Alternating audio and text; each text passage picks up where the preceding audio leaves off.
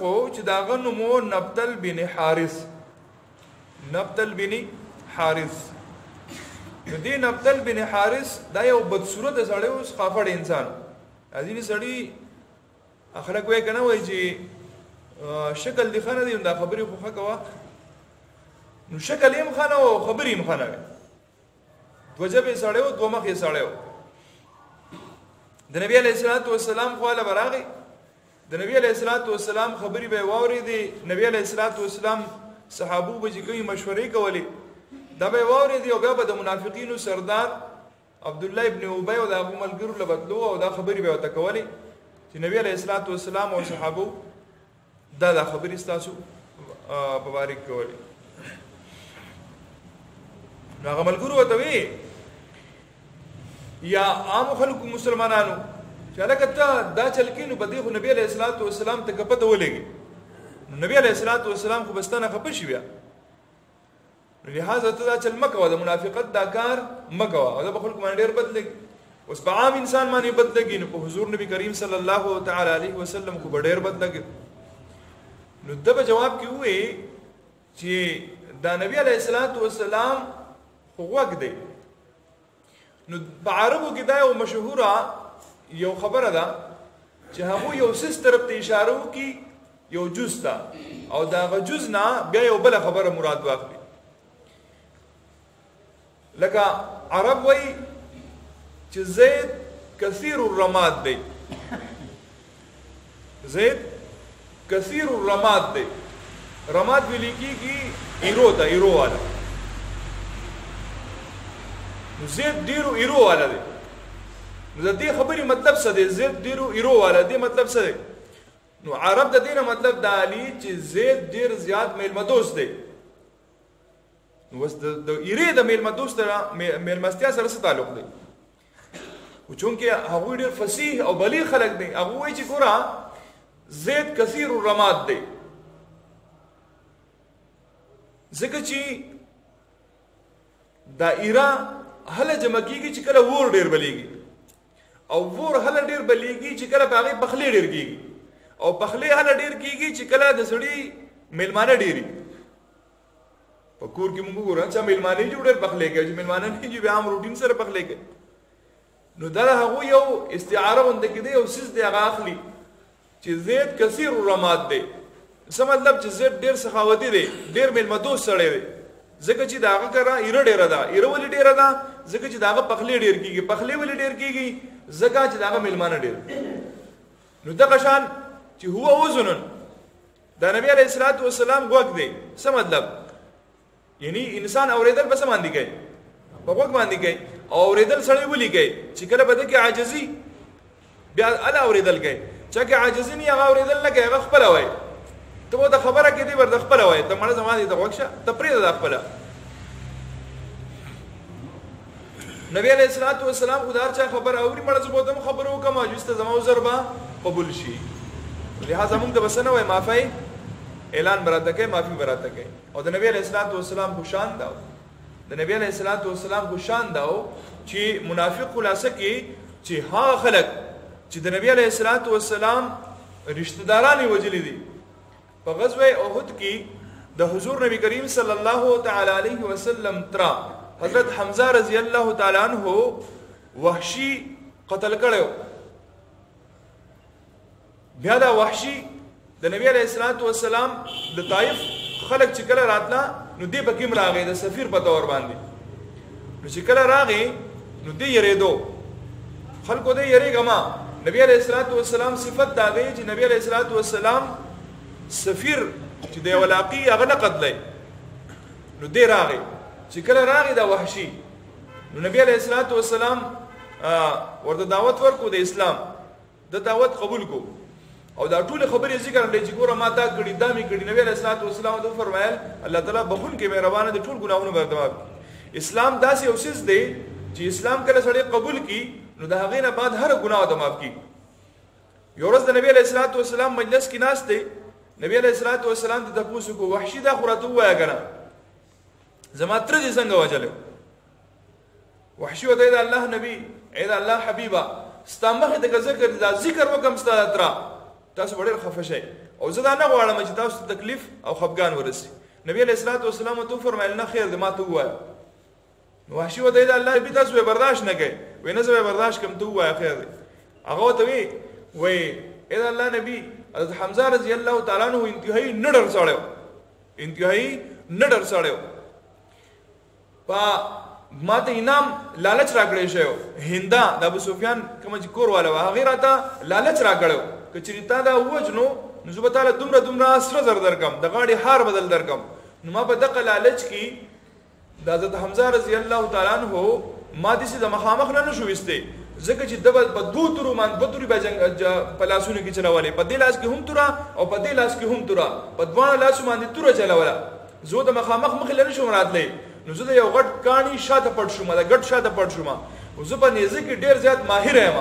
زه چې نیزه وولم نو زما نښه خطا نه ځي، نو ما نیزه برابروله او یریدم به دي. خو یو ځل داسې وشوه چې د پام نه نور کافرانو سره جنګېدو او ما نیزه راواخیسته او ورو مې ویشته.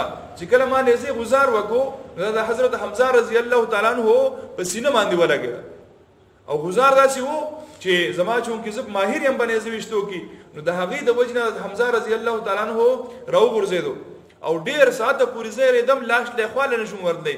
بیا چې کله لاش له ورغلم ما ته پته ولګېده چې ساعت یې ودي ده، نو زه بیا ورغلم او نبی علیه الصلاۃ والسلام د خپل تره کارګزاري اوري او وحشي ورته لګیا دی. وایي بیا زه ولګېدم ستا د تره سینه مې وشلوله په چړه باندې، سینه مې وله وشلوله، د سینې نه مې وله زړه راویست او دا زړه او پوزه او غوږونه او ګوتې دا هر څه مې د کټ کړه او دا بیا ما څه کړه دې نه یو امیل جوړ او دا امیل ما هندې ته پیش کو او هندې ستا د تره په زړه باندې چکونه ولګول. نبی علیه الصلاۃ والسلام چې دا نبی علیه الصلاۃ والسلام په جوړه شو. وی وحشي وی معاف کړی خو ما هم یې الله معاف کړی، خو چې آینده دپاره زما په مجلس کې کښېنې نو کم از کم یو مهرباني کوه چې زما نه لږ شاته کښېنه، ځکه چې مخامخ ما ته ناسې او ما ته د خپل تره دا کم حالت تا چې ورسره کم ظلم کړی دا ما ته رايادېږي، نو کم از کم انسان یم زړه مې درد کوي په دې خبره باندې، لیکن معاف کړی مې یې. داسې خلک نبي علیه الصلاۃ والسلام معاف کړي. نو هسې خو هغه منافقین نه وی، هو اذنن، هغه مثال خو د غوږ دی، د هر چا خبره اوري، هر سړی معاف کوي. او حمزه رضی الله تعالی عنہ دا هغه صحابي دی د نبی علیه الصلاۃ والسلام تره دی. نبی علیه الصلاۃ والسلام یو ځل داسې بهر ته وتیو کولاو زیده هلته ابو جهل چې کله نبی علیه الصلاۃ والسلام یې ولیدو نو نبی علیه الصلاۃ والسلام یې راونیو. د نبی علیه الصلاۃ والسلام ګریوان مبارک یې وشلو او نبی علیه الصلاۃ والسلام سره خبرې تیزې کړې. نبی علیه الصلاۃ والسلام خبرې واورېدې ځکه چې نبی علیه الصلاۃ والسلام خو انتهایی عاجزانه او د محبت او د شفقت دعوت به د نبی علیه الصلاۃ والسلام او نبی علیه الصلاۃ والسلام ته پته و چې دا نه پوهېږي، دا ما نه پېژني. نو دا حضرت حمزه رضی الله تعالی عنہ یو وینځه وه چې هغې دا منظر ټول ولیدو. کله چې حضرت حمزه رضی الله تعالی عنہ د ښکار نه واپس راغی نو دې وینځې ورته وویې ته خبرې وایي ستا د وراره سره ابو جهل دغه شان بدتمیزي وکړه او د هغوی سره یې تلخ کلامي وکړه، په هغو باندې ګزارۍ کولې. حضرت حمزه رضی الله تعالی عنہ برداشت نشو، غشې ولندګۍ په لاس کې وه او سیده راغی حرم شریف ته. په حرم شریف کې د کعبې خواته د حتیم خواته د ابو جهل او د ملګري سرداران ناست او مجلس لګېدلی د سردارانو. حضرت حمزه رضی الله تعالی عنہ د مجلس ته راغی او ډایرکټ راغی ټول سردارانو ته پاسېده، د په خپل هم سردارو راغی او د ابو جهل یې د مری نه ونیو، د مری نه یې ونیو راپاسو او په دې لندګۍ باندې په دې سر یې په ګزار وکړو چې د هغې د وجې نه د هغه سر اینې شو. نور سرداران نه خلاصون کوشش یې وکړو او ته وایي دا یو خبره واره، وایي تا زما په وراره باندې ګزار کړی او ستا په ذهن کې دا څنګه راله چې د محمد ترا حضرت حمزه چې کوم دی په دنیا کې نشتی، تر څو پورې چې زه ژوندی او زما په وراره باندې به ته لاس اوچت نه کوې آینده دپاره. او د هغه مې د نه دا بدل واخیستو چې په دې مجلس کې مې دله بېعزتي وکړه. حضرت حمزه رضی الله تعالی عنہ چې کله کور ته راغی نبی علیہ الصلوۃ والسلام ته او فرمایل نبی علیہ الصلوۃ والسلام ته ای زما وراره خوشاله شه مستا بدل واغستو نبی علیہ الصلوۃ والسلام ته ای ترزه په دینه خوشاله غوا چې تاسو په خپل منځ کې بجګړو شئ او تاسو یو بل د مشت گریوان شئ تاسو کې بے اتفاقی پیدا شي زه خدا غواړم چې یو امني محبتي جئتکم بکرامات الدنيا والاخره د دنیا او د آخرت عزتونه او کرامتونه مې الله وړي تم دا کلمه وایا کومه کلمه چې هغه ته پیش کړو ابو جهل ته هغه ته هم ویما وایا لا اله الا الله محمد رسول الله حمزه رضی الله تعالی عنہ کلمه وی او مسلمان شو نو دغه حمزه رضی الله تعالی عنہ دا کم دا درد او تکلیف د هغه باوجود داغه د قتل لا سمره کربناک واقعه ده دا ټول مخه ده لیکن نبی علیہ الصلوۃ والسلام ته ما معاف کړی دا الله تعالی نو هغه قل اذن خير لكم د نبی علیہ الصلوۃ والسلام د هر چا د خبره اوریدل دا استاد لپاره بهتره ده ځکه چې تاسو ته به معافي ملو شي يؤمن بالله نبی علیہ الصلوۃ والسلام خو په الله باندې ایمان لري او يؤمن للمؤمنین او په مؤمنانو په خبره باندې یقین لري ورحمت للذین آمنوا منکم او رحمت ته مهرباني ده تاسو نه چې څوک ایمان نه وړي دا غو لپاره نبی علیہ الصلوۃ والسلام خو تاسو څخه معاف کړي چې نبی علیہ الصلوۃ والسلام تاسو مؤمنان غني امر وضاحت خو نو شوي کنه د دینه بعد بیا الله رب العزت وضاحت وکړو او د او یو کسانو منافقینو نمونه ودا الله رب العزت واغستا چې دا منافقین دي لیکن بیا هم نبی علیہ الصلوۃ والسلام د هغه نمونه په مجمع کې نه دی اغستی خلکو ته نه دی اغستی چې دا منافق دي بلکې هغه نبی علیہ الصلوۃ والسلام د ځان سره یو امانت او یو راز خو دی حضرت حذیفه رضی الله تعالی عنہ بیا دا راز ورکړو